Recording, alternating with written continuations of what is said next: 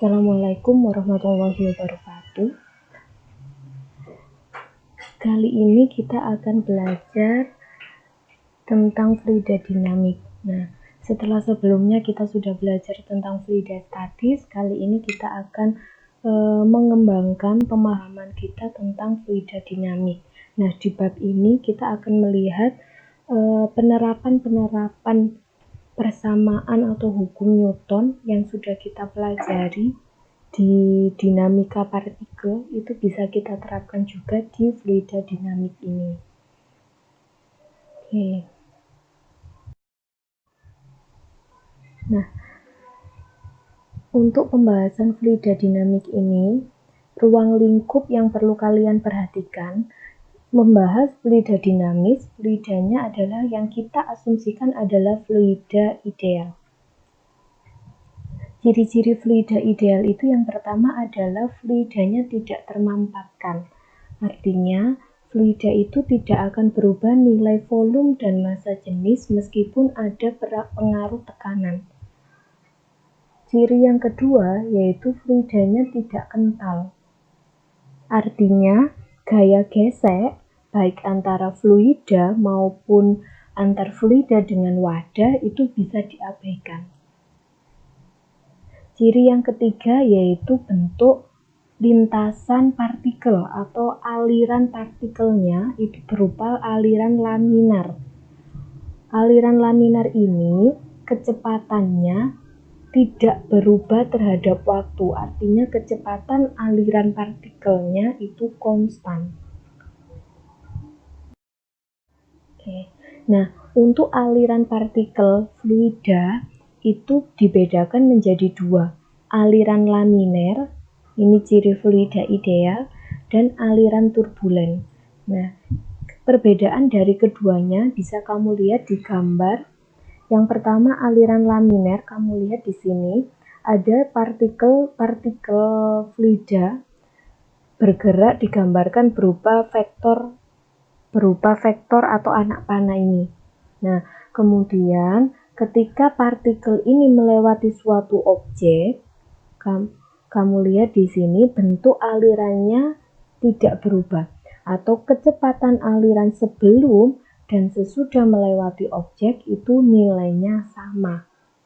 Itu cirinya aliran laminer. Sementara aliran turbulen, kamu lihat ketika partikel itu melewati sebuah objek di sini, maka akan terbentuk pusaran-pusaran air. Pusaran air ini menunjukkan bahwa kecepatan sebelum dan kecepatan sesudah melewati objek itu berbeda. Nah, jadi yang kita asumsikan nanti sampai pembahasan terakhir tentang fluida dinamis itu adalah fluida ideal yang nilai kecepatannya konstan atau alirannya adalah laminer. Nah, besaran yang paling penting ketika kita membahas tentang fluida dinamis atau fluida bergerak yaitu laju aliran fluidanya. Laju aliran ini mengukur jarak yang ditempuh satu elemen dalam fluida atau satu partikel fluida per satuan waktu. Kaitannya jarak terhadap waktu. Oke, kamu perhatikan gambar. Dilihat di sini ya, ada partikel yang digambarkan oleh kotak warna biru. Partikel ini akan berpindah sejauh delta X selama selang waktu delta T. Maka dikatakan laju aliran fluidanya atau laju aliran partikel fluida itu adalah V sama dengan delta X per delta T. Jarak dibagi waktu. Sama dengan ketika kita mengukur kelajuan benda. Ini konsepnya gerak. Nah, ini persamaan yang kita gunakan untuk menghitung laju aliran fluida. Nah, selain laju aliran, ada besaran lain yaitu besaran debit. Debit ini menunjukkan jumlah volume fluida yang mengalir tiap satuan waktu. Kaitannya volume dengan waktu. Oke. Kalau berdasarkan ini ya, berdasarkan definisi, kita bisa merumuskan debit itu dirumuskan menjadi ini. Debit itu simbolnya Q, dapat dari volume per waktu.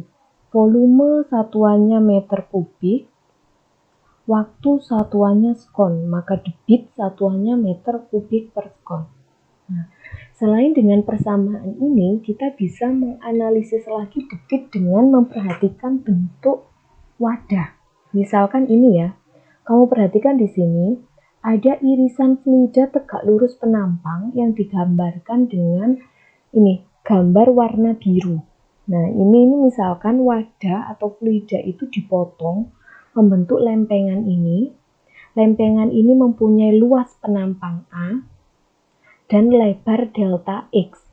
Maka volume fluida yang ada di sini, di kotak biru ini, bisa kita rumuskan luas penampang dikalikan dengan lebar. Nah, sementara delta X ini, kita kan tadi tahu ya, persamaannya laju aliran V itu sama dengan delta X per delta T. Maka delta X-nya kita rubah. Delta X berubah menjadi ini, V per delta T dari persamaan ini.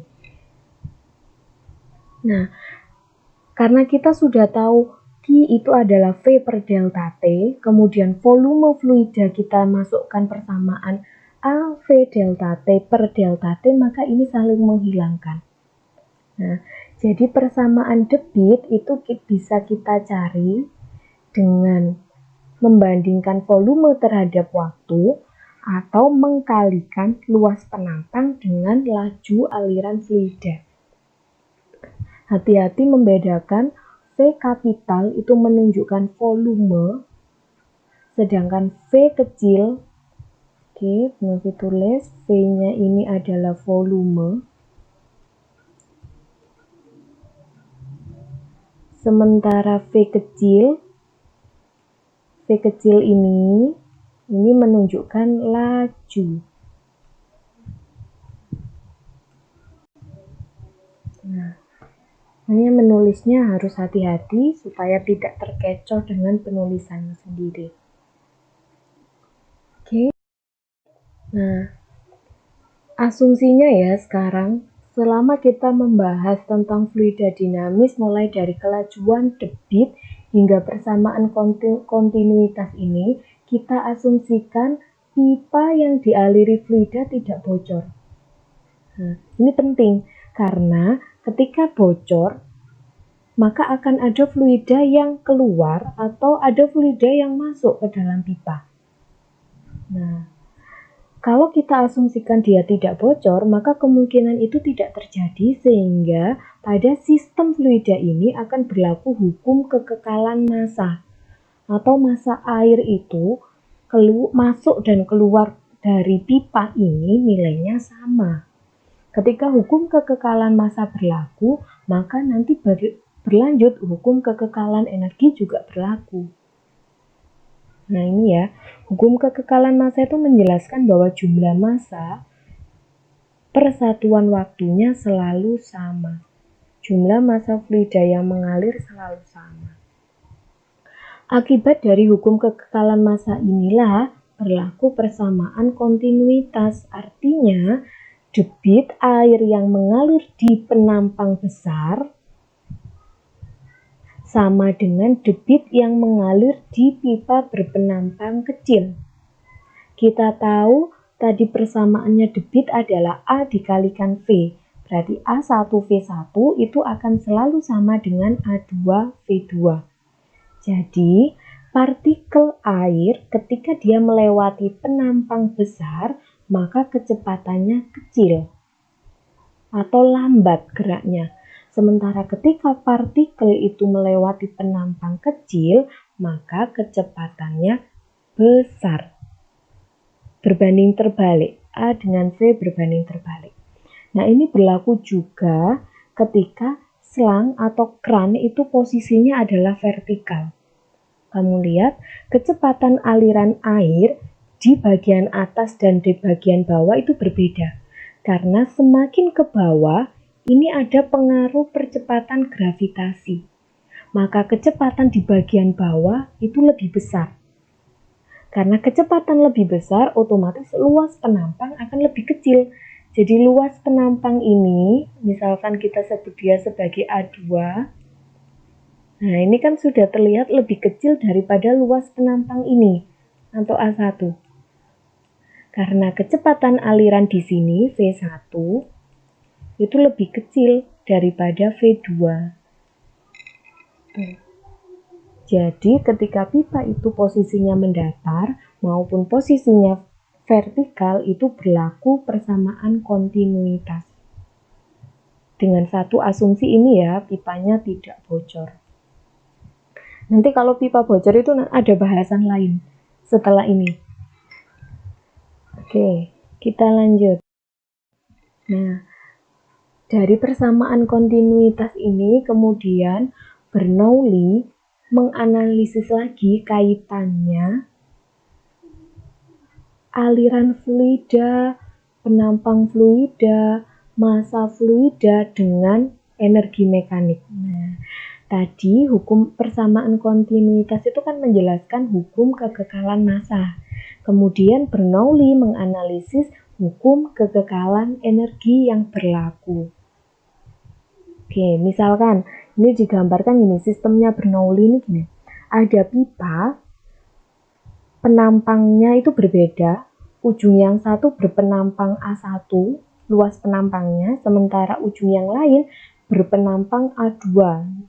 Nah, setelah ada fluida yang masuk, fluida misalkan masuk dari sini, dari lokasi satu ini, dari penampang satu, fluida masuk dengan kecepatan V1, kemudian mengalir ke penampang 2 dengan kecepatan V2. Nah, karena ujung pipanya terbuka, maka otomatis ada tekanan atau gaya dari udara, tekanan udara. Ketika ini P1, berarti ya tekanan udaranya dari atas menuju ke bawah, searah dengan gerak partikel. Sementara sisi yang ini, kan aliran fluidanya ke kanan. Sementara tekanan udara itu ke kiri. Maka nanti berlaku vektor negatif nanti karena berlawanan arah. Kemudian kamu perhatikan di sini, posisi penampang 1 dengan penampang 2 itu berbeda ketika diukur dari permukaan tanah. Maka di sini ada nilai H1 dan H2. Nah, kita tinjau satu persatu sekarang. Kita lanjutkan di elemen fluida pada lokasi 2. Di lokasi 2 ini fluida juga punya kecepatan, maka dia punya energi kinetik. Ada pada ketinggian, maka punya energi potensial. Kita bisa hitung juga energi mekaniknya. Oke, kita dapat dua persamaan ini ya, energi mekanik di posisi 1 dan energi mekanik di posisi 2. Tinjau kaitannya dengan perubahan energi. Perubahan energi mekanik atau delta M itu berarti energi mekanik akhir kurangi energi mekanik awal. Kita masukkan ke persamaan yang tadi kita masukkan didapat persamaan ini. Kita simpan dulu. Kemudian karena tadi ada tekanan udara atau kita sebut itu adalah gaya non-konservatif karena dia berasal dari lingkungan yang bekerja pada lokasi 1 dan lokasi 2 berarti otomatis punya kerja. Gaya konservatif ini menghasilkan kerja atau W1, kita ingat rumusnya kerja atau usaha itu adalah F kalikan jarak. Misalkan berubahnya kita sebut delta X, berarti F kalikan delta X. Nah, sementara F, kita tahu kan rumusnya tekanan, itu gaya per luas penampang. Nah, maka F kan bisa kita rubah jadi P kalikan A. Nah, di sini muncul ini. F jadi P kalikan A. Sementara A kalikan delta X, ini adalah volume. Nah, dirubah-rubah. Oke, Begitu juga dengan usaha di penampang 2 atau di lokasi 2. Nah, di sini muncul tanda negatif karena arah gaya berlawanan dengan arah gerak partikel fluida. Maka usahanya dikatakan usaha bernilai negatif. Nah, kalau kita cari W total, berarti kita bisa tahu nilainya adalah P1 min P2 dikalikan dengan V. Nah, selanjutnya, berdasarkan prinsip kerja energi, kaitannya hubungan usaha atau kerja dengan energi, kerja itu sama dengan perubahan energi mekanik. Nah, maka di sini tulisnya adalah W sama dengan delta M. W yang dimaksud di sini adalah W total. Nah, kita masukkan W-nya, delta M kita masukkan. Kemudian karena semua persamaan atau semua suku punya nilai V, maka nilai V bisa kita hilangkan. Volumenya kita hilangkan. Oke, maka muncul persamaan di baris yang kedua ini. Selanjutnya, kamu perhatikan di sini ada indeks 1 dan ada indeks 2. Nah, kemudian kita bisa kelompokkan. Nah, dikelompokkan yang indeks 1 dipindah ke ruas kiri, indeks 2 dipindah ke ruas kanan. Maka akan muncul persamaan ini. Nah, persamaan inilah yang disebut sebagai hukum Bernoulli. Tekanan P1 atau P ditambah setengah rho V kuadrat ditambah rho GH itu nilainya konstan. P1, rho V1, rho GH1 itu sama dengan P2 setengah rho V2 kuadrat ditambah rho GH kuadrat. Nah, ini yang disebut sebagai hukum Bernoulli. Oke, itu konsep-konsep yang perlu kita tahu dulu, paham dulu, yang kita gunakan di fluida dinamis. Oke, kita coba bahas contoh soal. Di sini ada informasi debit air sungai, nilainya 800 meter kubik per sekon. Luas penampang bendungan yang dilewati oleh air sungai 200 meter kuadrat. Satuannya sudah tepat, jadi tidak perlu dikonversi, langsung dimasukkan ke persamaan ini. Jalan dari definisinya persamaan debit ini ya. Luas penampang dikalikan dengan kelajuan. Kalau yang dicari adalah laju atau kecepatan aliran, berarti tinggal kita rubah persamaan matematisnya, masukkan nilainya, diperoleh nilai kelajuannya adalah 4 meter per sekon. Oke, kita lanjut kedua. Di contoh yang kedua, ada informasi air itu mengalir pada pipa mendatar. Nah, ini konsep pipa mendatar berarti tidak ada selisih ketinggian antara penampang yang satu dengan penampang 2 atau delta H nilainya 0. Nah, penampang 1 luasnya 500 cm kuadrat, penampang 2 200 cm kuadrat. Kecepatan aliran pada penampang kecil, oke, misalkan ini penampang 51 ini kita anggap sebagai A1, sedangkan 200 ini A2. Berarti 2 meter per sekon ini adalah V1. Yang mau dicari adalah V2. Nah, kita langsung masuk ke persamaan kontinuitas. A1V1 sama dengan A2V2. Kita tinggal masukkan. Nah, karena satuan A1, A2 sama-sama cm kuadrat, keduanya ada di ruas yang berbeda, jadi bisa kita tidak langsung konversi. Langsung masukkan itu enggak masalah. Mau dikonversi enggak masalah, nanti hasilnya juga sama. Oke. Nah, dari sini kita bisa tahu nilainya V2 tinggal dibagi ya, ini kita coret, maka persamaan atau nilai kelajuan untuk penampang besar itu adalah setengah meter per sekon. Tuh. Oke. Selanjutnya, contoh soal nomor 3. Ini penerapannya hukum Bernoulli. Ada informasi air dialirkan melalui pipa mendatar dari pipa berpenampang besar ke pipa berpenampang kecil. Informasi pipanya adalah mendatar. Oke. Kemudian, air mengalir di pipa berpenampang besar, misalkan ini kecepatan ini kita anggap sebagai V1, penampang besar indeks 1. Berarti ini D1. Ini D2. Tekanan pipa berpenampang besar ini berarti P1. Yang ditanyakan adalah P2. Oke. Nah, kalau kita jalan dari persamaannya hukum Bernoulli, ini jelas nilainya 0 ya. Karena delta H nilainya 0, pipanya mendatar. Berarti dianggap pipa itu menempel di permukaan tanah sehingga tidak punya ketinggian. Maka nilainya adalah 0 ini. Oke, kemudian kita masukkan nilai P1.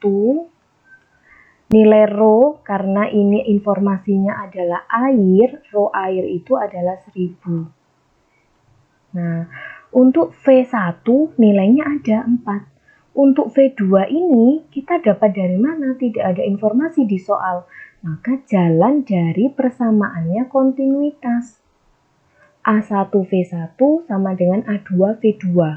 Karena informasi yang ditampilkan di soal diameter, berarti kita bisa gunakan persamaan luas lingkaran yang menggunakan diameter 1/4 pi d kuadrat. Nah, sama-sama senti, tidak usah dirubah, tidak masalah. Kemudian, yang mau kita cari kan V2 ya. Ini 1/4 pi ini bisa kita coret kedua ruas punya, berarti sisa ini 5 kuadrat, 25 dikalikan 4 dibagi 2 kuadrat itu 4. Ini dicoret, maka kecepatan di penampang kedua itu adalah 25. Masukkan di sini. Nah, ini. Oke, selanjutnya ini notasi ilmiahnya diuraikan, boleh. Tidak diuraikan juga tidak masalah. Ini dihitung ketemu 8.000. Yang ini dihitung ya, ketemu 8.000.